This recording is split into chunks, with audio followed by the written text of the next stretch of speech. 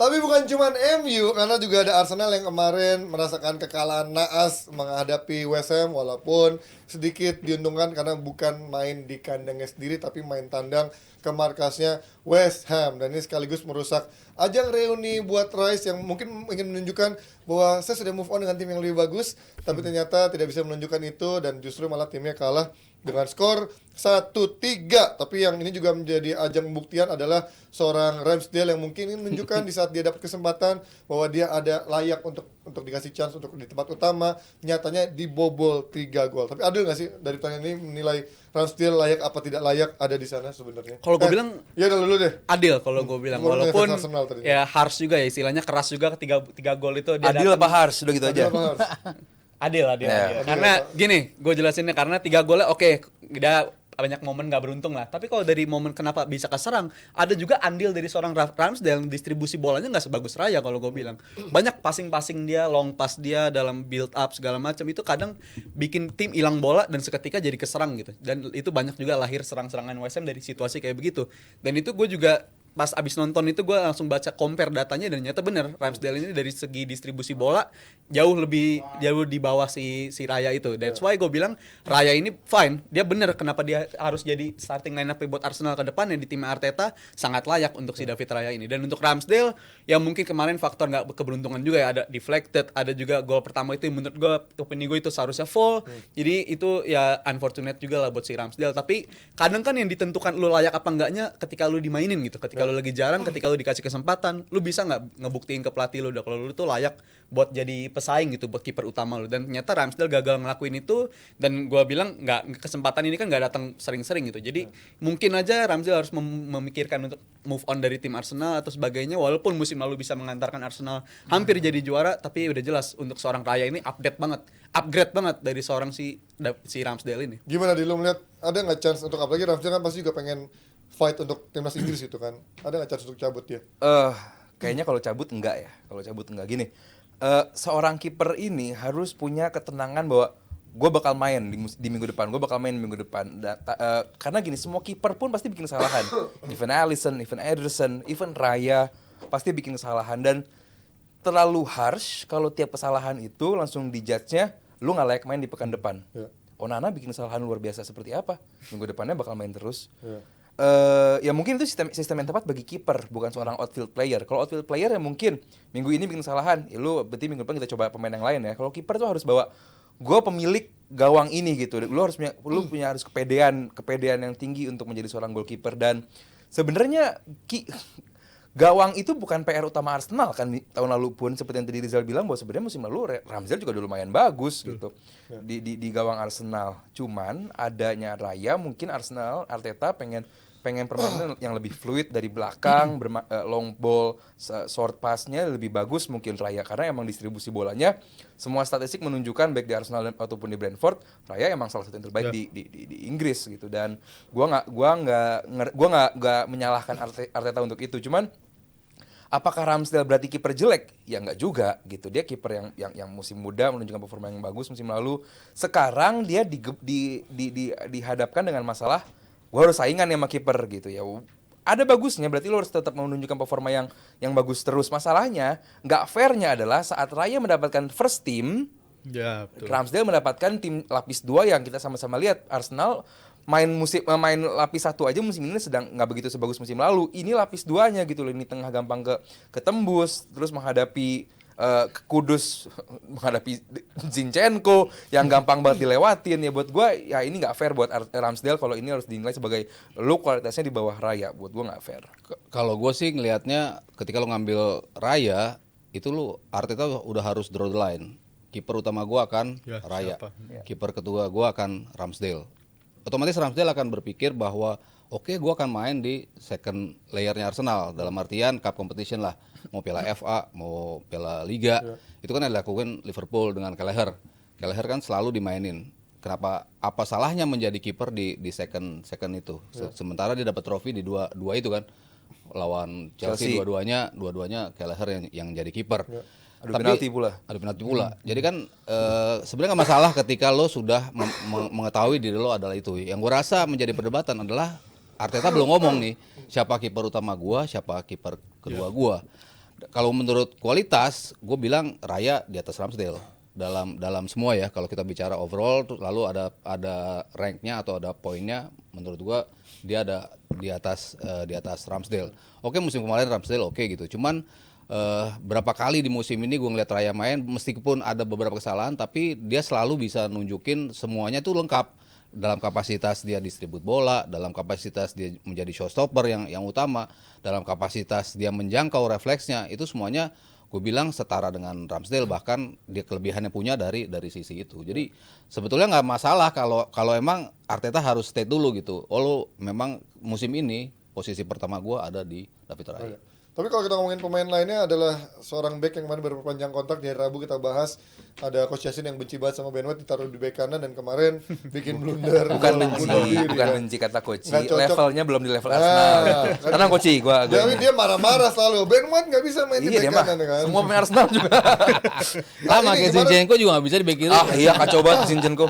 Tapi dia di City bisa jadi bek kiri. Ya walaupun dijual ya harus itu ya. Akhirnya jual. Kalau Ben White kemarin akhirnya gol bunuh diri salah dia atau enggak? Itu gak harus gol itu sebenarnya. Gini ya, baik Jonathan Pearce, baik Mark Schwarzer, itu dua orang yang kalau nganalisa lumayan bagus lah gitu. Walaupun Koci dan yang mungkin beberapa orang jangan nonton dengerin media-media Inggris, cuman Enggak lah, banyak yang valid. Iya, banyak yang valid kan. Apalagi Jonathan Pearce, Mark Schwarzer ini termasuk yang bagus, dan itu dianggap harusnya itu tidak terjadi golnya, dan dianggap pelanggaran karena Soucek narik bajunya Ramsdale. Itu jelas banget. Cuman sayangnya di early stage-nya Carabao ini nggak ada VAR gitu. Jadi harusnya Sama di semua piala domestik juga ya, gitu. ada VAR ya. Masuk perempat tuh baru perempat ya. Ya jadi sayang sekali, walaupun ya still di luar gol tersebut emang ya nggak cuma Ben White, hampir semua tim Arsenal underperform gitu. Cuman ya buat gua nggak fair kalau kita menyalahkan Ben White doang, karena gol bunuh diri semua juga bisa bikin gol bunuh diri. Siapapun lah lu sebut, semua back hebat di dunia mungkin pernah bikin gol bunuh diri. Jadi buat gua, apalagi tujuannya dia kan menghalau gitu. Jadi buat gua nggak fair lah kalau lu baru perpanjang kontrak. Walaupun gua nggak tahu ya, udah kok perpanjang, apalagi lagi membahas perpanjangan kontrak, gua juga belum tahu. Cuman ya buat gua Ben White salah satu pemain penting di Arsenal. Walaupun sekarang lebih bagus Tomiyasu permainannya, cuman ya buat gue Ben White sangat layak ada di kubu Arsenal. Ya tinggal masalah waktu lah apakah dia bisa keep up dengan standarnya Arsenal atau tidak. Tapi kalau kita ngebahas kemarin bagaimana Arsenal kalah dari West Ham ini, mungkin dari sisi fans West Ham bilang kok dibahasnya karena dari katanya Arsenalnya yang memang tampilnya rotasi dan banyak pemain yang nggak perform. Kok nggak dibahas bagaimana West Ham justru bermain cukup bagus juga kan, mematikan kreativitas.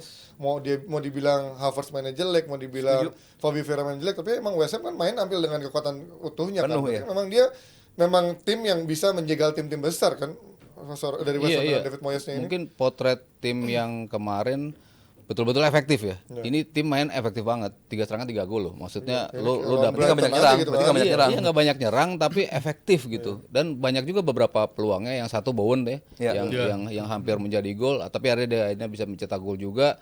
Dan kelihatan banget patternnya mereka bisa manfaatin sisi kiri justru. Maksudnya tadi yang dibahas Ben White, tapi di sisi kiri yang gampang banget terekspos ya. Berapa kali bola gol pertama menjadi masalah juga. Golnya Kudus juga itu kan textbook banget ya, harusnya ya begitu bola itu datang ya either lo potong, either lo apa, either lo ganggu, tapi lo sama sekali nggak lakuin. Kudus bisa ngambil 2 sentuhan mudah gitu untuk menjadi gol. Jadi emang dari sisi West Ham-nya dia tahu betul mana yang gua harus expose di pertandingan itu. Ya Arsenal dapat banyak peluang terutama di bola-bola mati ya. Tapi emang sundulannya banyak yang nggak tepat sasaran atau di tepi sama kiper dari West Ham. Jadi secara overall ya gua ngeliat dia main secara ya West Ham memang seperti ini. Dia kadang sit deep dan dia tahu kapan dia harus counternya lewat kanal yang mana. Walaupun dia nyerang dari kanan, tapi dia tahu kelemahannya di kiri, dia saja di situ. Dia nyerang dari kiri, dia tetap tahu kelemahannya di kiri, di cross ke sana. Jadi emang dia tahu betul manfaatin apa yang menjadi kelemahan Arsenal. Konteksnya ini padahal West Ham 3 kali game sebelumnya kalah terus loh. Lagi kurang bagus sebenarnya. Masa-masa sulit sebenarnya. Tapi kemarin dia mainnya bener-bener plannya dari awal, dia mau siap megang bola dari belakang, direct incar dari area belakangnya si Zinchenko dan berkali-kali sukses juga. Dan ini gue balik menyoroti si Arsenal ya. Mungkin ada alasan kenapa Arteta mendatangkan Timber untuk mendatangkan sebagai back kiri gitu, karena di musim ini jelas banget kelihatan entah Zinchenko-nya penurunan performanya drastis banget atau emang dia merindukan si Granit Xhaka banget. Gue nggak tahu ada antara yang mana, tapi gue lebih percaya si Zinchenko ini emang lagi penurunan performa. Gini, karena saat Arsenal develop serangan itu kan pakai apa ya, 3 Tuck in gitu ya, dia. jadi si Zinchenko masuk ke dalam. Jadi sisi kanannya emang kosong banyaknya, dan Zinchenko emang trackbacknya mungkin lambat atau nggak secepat itu. Jadi ya kalah cepat dengan Kudus pemain yang luar biasa cepat gitu kan. Jadi cara menyerangnya Arsenal ini untuk menghadapi tim-tim yang counter seperti West Ham sangat amat menyenangkan bagi lawan-lawan seperti itu ya, bahwa lu pasti bakal melakukan kesalahan di lini tengah, lu rebut, lu serangan balik, lu cepat, lu serangan balik, lu cepat, lu jadiin gol. Ya begitu terus kan golnya. Jadi buat gua, kecuali si corner tadi, artinya bahwa ya ini menghadapi West Ham harusnya emang Arsenal bisa bermain lebih hati-hati. Cuman ya Arsenal gitu kan, lini tengahnya gampang banget ke expose, gampang banget kehilangan bola, dan beberapa kali juga seperti MU, begitu Arsenal kehilangan bola nggak langsung nge-track back, nggak langsung ngejar orang, nggak langsung counter. Ya ini mungkin pilihan dari prioritas lah. Mungkin West Ham memang benar-benar ngerasa bahwa ini turnamen yang mungkin mereka bisa menangkan sih. Nah kemarin kan adalah menjadi momen mungkin untuk menjadi starter di saat Piala Carabao kayak gini, tapi seorang Emil Smith Rowe justru cedera dan membuat Havertz dan juga Fabi Vieira keenakan dapat starting line up. Tapi kalau ntar lawan Newcastle, menurut kalian ini masih kapok nggak sih Arteta mainin Havertz atau Fabi Vieira jadi starter lagi? Terutama Havertz ya menurut gua. Dipaksain sih Havertz, kayaknya bakal udah nggak ada obat menurut gua. Havertz sih udah ini gagal sih menurut gua. Havertz ya udah dicoba dimanapun kayaknya Arteta bingung nih akhirnya dia naruh di mana, di tengah nggak bisa, jadi false nine juga nggak bisa, nggak works juga. Gimana Mas Ari, lo melihat Havertz nih? Pilihannya kan Nketiah apa Havertz ya. Kalau sekarang ini ya, kalau menurut gue ya, Partey masih cedera ya. Partey cedera. Kalau ini tuh belum balik juga ya? Siapa? Selnya nih. Ada. Elneny ada. Buat jadi DMF masih tanggul loh Elneny menurut gua. Masih etosnya masih jelas lah. Kuat lah Elneny dibanding Havertz lemar-lemar. Kalau Havertz sih gue lebih menyorot sisi offense-nya ya. Kalau sisi offense-nya dia masih oke gitu. Cuman untuk keterlibatan dalam game, build up itu dia decision making itu agak sedikit detach ya dari tim. Terus apa bagus? Mungkin itu. Tapi kalau lo lebih further forward dorong dia ke depan, mungkin dia menggantikan posisi Nketiah, dia akan lebih hidup menurut gue ya. Di komposisi sekarang di tengahnya lo jelas butuh pemain yang bisa berantem tuh karena lawannya Newcastle. Iya, lawannya Newcastle. Lo jelas butuh, kalau Partey nggak ada ya mau nggak mau Jorginho yang mau nggak mau ya di posisi itu yang bisa nge-shield serangan dulu tuh. Apalagi kita tahu counternya si Newcastle kan bagus dari kedua sisi. Dari tengah pun mereka juga bagus. Jadi kalau gua ngelihat komposisi di sini ya Martinelli gue setuju. Instead of Odegaard nanti di babak kedua baru masuk, itu sering ngasih impact yang bagus. Ya pasti Saka. Odegaard ya kalau dari kemarin starter sih Mas. Iya, Trossard masih masuk loh. Odegaard starter dong. Oh ya, Trossard yang masuk. Sementara starternya yang di tengah pasti Odegaard. Sebenarnya kayak musim lalu pun kenapa Caka nampak bagus, karena dia hanya menjadi orang tambahan di kotak penalti gitu. Dia hanya muter-muter jadi orang tambahan di kotak penalti, dapat ruang shoot, dia nge-shoot. Havertz sebenarnya bisa seperti itu, bermain lebih simpel aja gitu, karena mungkin di Leverkusen dan juga di Chelsea dia kan bermainnya roaming banget ya, kanan kiri depan belakang. Kalau lu menjadi orang tambahan di kotak penalti aja gitu, lu tinggal nunggu space buat lu nge-shoot, space lu buat apa. Sebenarnya bagus ini pemain, cuman ini pemain terlalu mobile gitu, dan setiap output dari serangannya juga nggak ada gitu. Buat gue Havertz ini cukup bermain lebih simpel, menjadi orang tambahan, karena kalau saat lu ada orang tambahan di kotak penalti, back pun juga harus bingung gitu mau jagain siapa.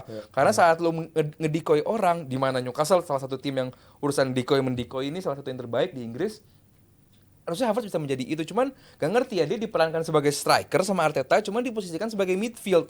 Jadi mungkin itu sedikit membingungkan, walaupun kalau ya buat gue sih masih menang Arsenal sih menghadapi Newcastle. Kalau dibandingin Caka kan memang Caka punya atribut shooting yang memang keras banget ya. Kalau main WE kan angkanya sekitar 9 ke atas atau 80-an ke atas. Granit Caka. Kalau Havertz kan ya kelamar dia tipikal yang placing kan, bukan tipikal yang memang pakai power, dan memang ya itu 10 percobaan mungkin satu yang ngegolin gitu kan. Tapi kalau kita ngomongin dari sisi Newcastle-nya, ini juga sebenarnya kan Newcastle juga lagi nggak ideal, walaupun dia ada beberapa pemain yang kemarin bisa diistirahatkan untuk prioritasnya ini nih lawan Arsenal. Lo melihat Newcastle dengan kondisi camping, tapi masih bisa nggak ngelawan Arsenal dengan skuad utamanya? Ini kan masih ada Guimaraes yang kemarin baru masuk di babak kedua, Terus ada siapa lagi tuh? Trippier kemarin juga dicadangin, ada. Wilson juga kemarin nggak main dari awal. Menurut gue di atas kertas mereka tetap tim yang kuat walaupun sedang diganggu cedera, tapi kehadiran pemain-pemain macam Joelinton di sana, Longstaff di sana itu benar-benar di lini tengah mereka horor lah ketika Ini lu mas nonton sebenarnya squad mereka. dia musim lalu ya kecuali Iya. Gordon sama Botman. Lascelles doang. Oh iya ya. Botman. Format tim ini benar-benar yang ngebawa mereka di musim ini walaupun di awal musim mereka startnya berantakan karena ketemu tim-tim yang berat-berat, tapi kan belakangan mereka udah mulai nemuin ritmenya itu. Jadi ini dari pemain-pemain ini pun gua rasa ini Arsenal harus hati-hati dalam pemilihan pemain di lini tengah karena kalau sampai si Havertz ini main, gua rasa ini bakal jadi bahan bulian dari 3 pemain di lini tengah Ini ini. nggak mungkin bikin gol Havertz ya. Jangan mainin Havertz, intinya jangan mainin Havertz buat pertandingan besok. Dan untuk Newcastle Kecuali ini gantiin Ketia. bisa Maksudnya aja. jangan di tengah. Jangan bebanin dia ke lini tengah dari pertandingan di Tapi menurut lawan gue bagusan Newcastle Ketia ini. loh. Menurut gue ya, kalau jadi striker untuk ngegolin kan Ketia gitu karena Enggak, apa maksud lo bukan- kalau lo butuh Havertz ada di tim, Mainin di situ. jangan di tengah. Iya. Mau False sejelek-jeleknya nine mending di depan. ya Ketia. tetap aja nggak bisa ngegolin mas. Maksudnya dia cuma jadi pembuka ruang doang. Gue setuju Arsenal sih butuh kata aktivitas. Rizal bahwa ini mungkin adalah satu game yang mungkin Arsenal kalah.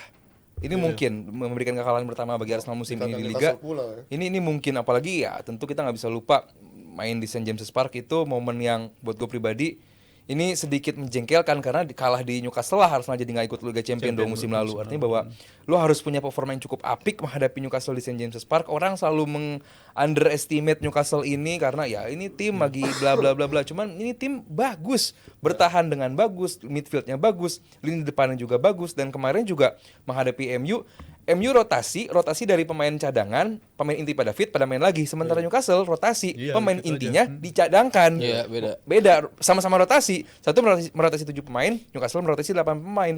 Cuman satu cadangannya diganti gini. Kalau MU kan Casemiro fit, dimainin, cedera lagi gitu. Cuman kalau Newcastle ini benar-benar mengistirahatkan pemainnya dan nyaman sekali walaupun main pakai second line.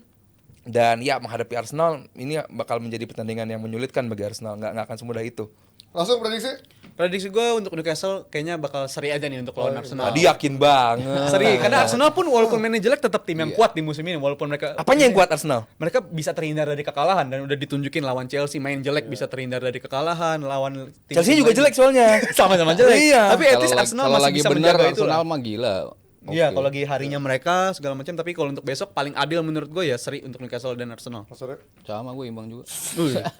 Aman Arsenal imbang aja. Akan jadi hari yang untuk Newcastle lebih Gue cukup khawatir cuman ya gue optimis lah. optimis Arsenal tetap Iya menang. ya 1-0 menang tipis lah. Tipis ya. Iya. Walaupun alot tapi tipis. Alot banget pasti. Oke, itu dia prediksi dari Rijal, Mas Aryo dan juga Aldi terkait Newcastle lawan Arsenal. Kalau kalian prediksinya skornya berapa? Siapa yang akan tertawa di akhir di St James Park? Kita akan lanjut dengan topik yang selanjutnya abis yang satu ini.